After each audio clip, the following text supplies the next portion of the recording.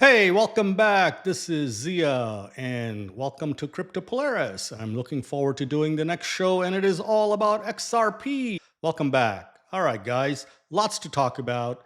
Big news around XRP, and hopefully, I will give you enough details so you can go and do your own research and see if this is something you want to invest in. So everything I'm going to share with you are my opinions, and based on my research, I'm going to do some price predictions, and I can't wait to talk about that. So why don't we get started and see what is on the agenda? All right. So this is not my first XRP. Oh, by the way, I wanted to share with you that I'm wearing a Bitcoin t-shirt, but that doesn't mean I can't love XRP because I think this has great potential. I have been a fan of XRP for a long time. So why don't we just talk about that?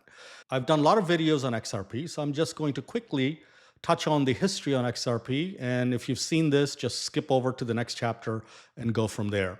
And then very important stuff that you really need to understand. What are the catalysts that is going to drive this to the big dollar amounts in terms of what I put on in price predictions? Because if you remember, I talk about it's going to be between $36 and $72 in terms of by the time we get to 2030 or sooner. And it needs to make some sense why we are talking about it is going to be that high. So I'm going to walk you through that. So let's go through this real quick. And there's going to be a lot more on the catalyst as soon as I get to that page. And then I want to really talk to you about why did Ripple Labs, the creator of XRP, bought Rail Financial for $200 million just last week, okay? We want to talk about Genius Act and make sure you understand why the Genius Act is really going to have major impact on XRP and the stablecoin industry, all right? Then I've shown you some of these things before, but it's a refresher. The Ripple plan, what are the opportunities, and the floodgate of dollars that are opening up because of the Genius Act. So it's very important we understand all of these things. So you will then finally understand why my price predictions are from $36 all the way up to $72. And I have a very detailed spreadsheet that is going to walk you through my rationale behind that. All right, here's the history.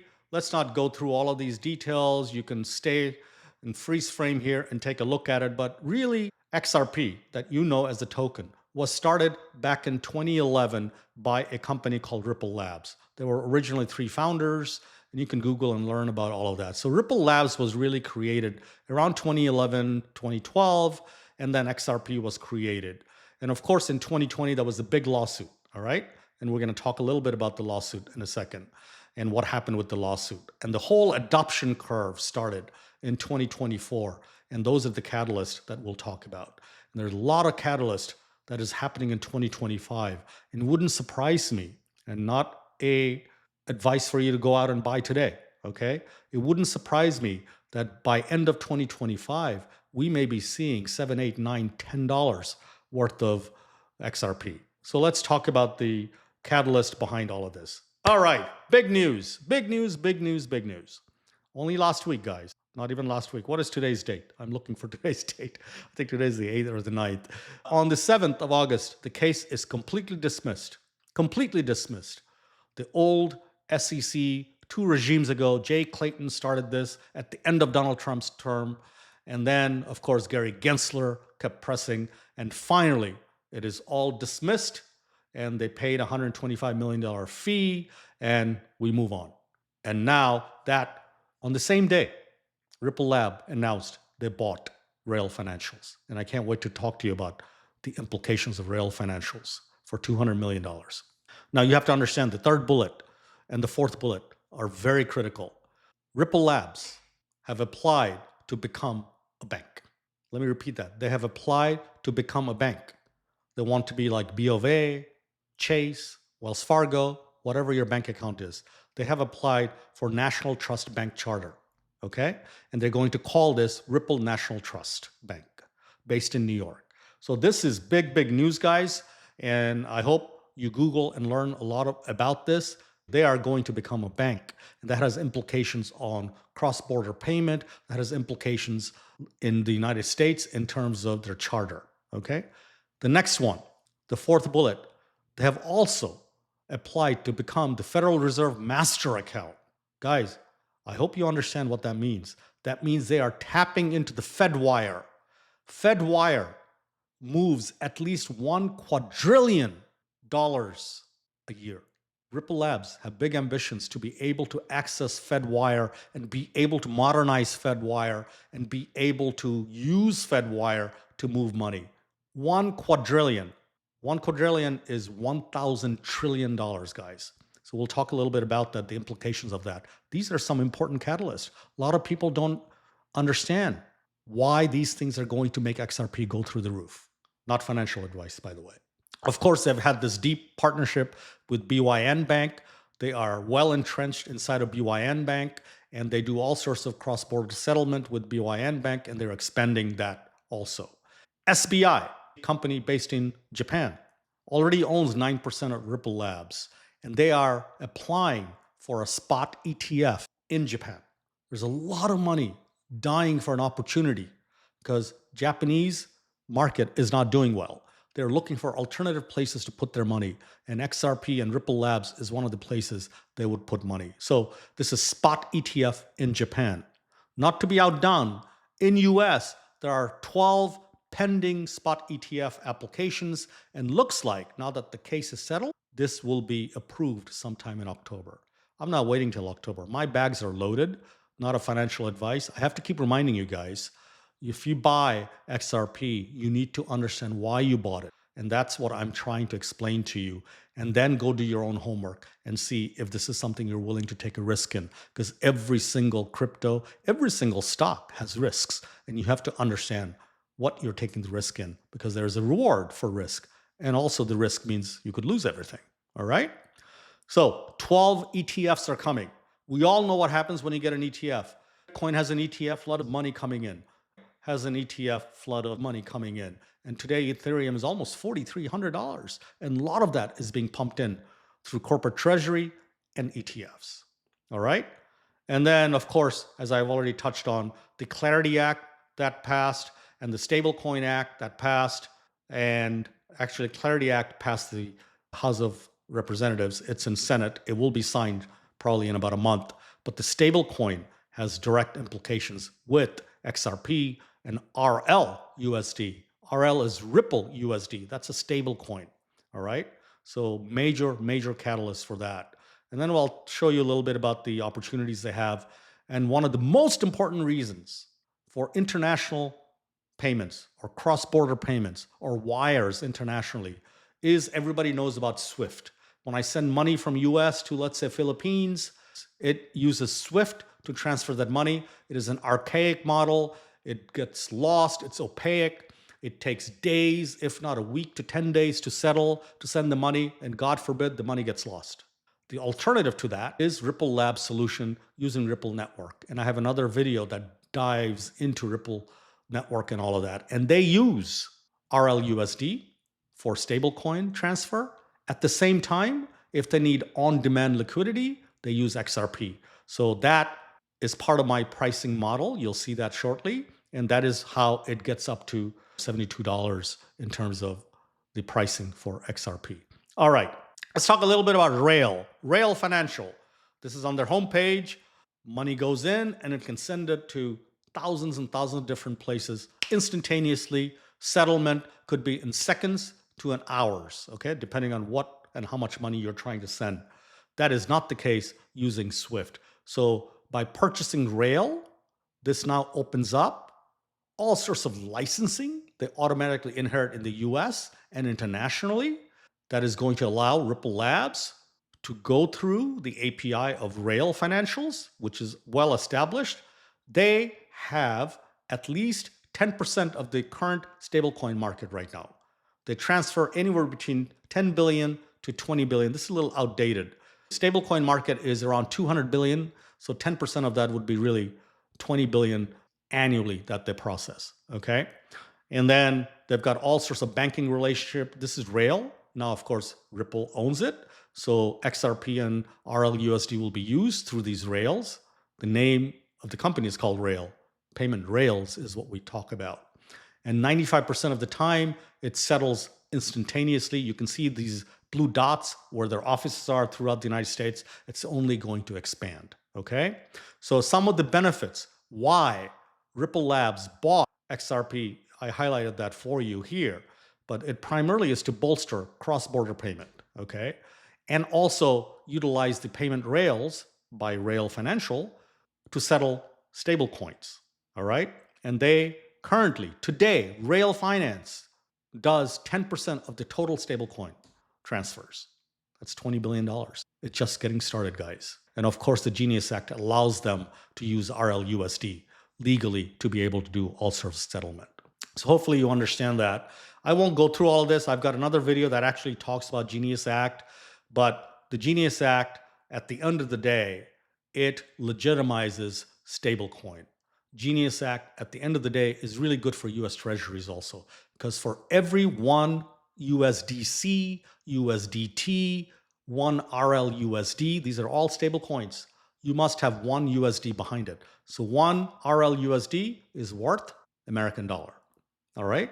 And they have to back that by buying US Treasury. So it's really good for US government as well as the whole crypto industry as it relates to stablecoin. I've already talked about this. What are the benefits of using Ripple Labs and the Ripple network? And it really allows XRP to be used on demand. Number one, number two, number three, and number four. I want you to really understand what that means. In the world of SWIFT, you have to have what's in number three, Nostro Vostro. That means if I want to send money from Bank of America in US to somewhere in Philippines, Bank of America has to have a relationship with another bank somewhere in the middle, let's say in Europe somewhere. So Bank of America has to hold and lock up certain dollars in Europe and vice versa in euro in US. All of that money amounts to what you can see in number four on the upper right-hand side. $27 trillion is sucked out of the economy and locked down just to be able to do this transfer of money. That is not in the economy today. If Ripple Labs were able to completely replace SWIFT, which is not what their goal is, they want to get around 14% of the market share, you can unleash this 27 trillion into the economy. Wouldn't that be great for the world economy? It's all locked up. So Ripple Labs allows you to do that. And that's what XRP is. It's a bridge currency. It's an on-demand liquidity provider. Using that, couple that with RLUSD, you have a solution with 1, 2, 3, 4, and 5, which is RLUSD. And that is the beauty of Ripple. And that is their plan, not only to take 14% of the market share of SWIFT, but also FedWire and various other, any type of moving money, even credit card transactions for MasterCard, Visa, all of that. Ripple wants to play in that. So the future is very bright. It's important for you to understand that. Now, I'm not going to touch all of these. Ripple wants to play on, let's start on the left side, ACH World. That's around $8 trillion. I already touched on FedWire. That is $1 quadrillion. Third is FedNow, which is much smaller. RTP and FedNow, these are US based. That's around $300 billion. Then you see the credit card payment process. That's 10 trillion in US and 38 trillion worldwide. And look at the fintech industry, where Zelle, Venmo, PayPal, all of these guys play. That is 11 trillion in US, 20 trillion worldwide. And then the whole crypto rail that I just talked about right now is $12 trillion if you take apart all the crypto rails out of the other ones. So look at the opportunity here, guys. That's $3 quadrillion worth of opportunity for Ripple Labs. Wrap your head around that, guys. That's $3,000 trillion worth of market that you're looking at that Ripple Plan wants to play in. All right? I hope it is beginning to marinate and resonate with you, the big plans, because once you understand this and you buy XRP and all of a sudden XRP goes down 10%, 5%, you won't panic. And that is why I'm spending a great deal of time trying to make you understand if you do buy, it's an investment, guys. I don't give you trading advice. I give you an investment advice in a sense that this is my opinion and you should do your own research so you can understand. So these are all these investment opinions that I'm giving you, not trading opinions, okay? And at the end of the day, look at that. Because of the Stablecoin Act, which is the Genius Act, look in the middle. $5 trillion worth of dollars are coming into the crypto market. just the crypto stablecoin market. And then tokenized assets, I have another video called Chainlink, and you can look at that. That's another market that Chainlink is playing in. That's another crypto that I talk a lot about. So with all of that, it's been 16 minutes. Let's dive right into our pricing stuff that you are waiting for. All right, guys, this is a very complex spreadsheet, but I want to start here. But before I do that, I want you to pay attention to what is the current supply of XRP. How many tokens that are out there right now? 59 billion. In total, there are 100 billion. So that means, let's say 40 billion are locked up and they're owned by the owners or the founders and Ripple Labs and large institutional ones that are not available right now. They slowly get released. So this $200 million that they bought the Rail Financial with, they actually sold XRP. Ripple Labs sold XRP to raise the money. They bought that. A few months back in April, they bought another big company for $1.24 billion. They sold XRP to do that. And that's how they raised their money to go out and buy this. So let me tell you the end result of this. The current price, it's a little down today. When I did the spreadsheet today earlier, it was $3.26. I'm going to show you how I got to $36.41. And if I scroll over a little bit, how ultimately I get to $72 a token. All right, so let's start. All right, stay with me, guys, and let's talk about this. So Brad Garlinghouse, the CEO of Ripple, it's on YouTube, only a few months back, they said they want to take 14% market share away from the Swift business. So what is the market share of Swift? On a daily basis, Swift transfers, just look here, on a daily basis, Swift transfers about, can you see that? They transfer about $5 trillion a day. So 14% of that on a daily basis that Ripple Labs want to use XRP and RLUSD to do cross-border payment.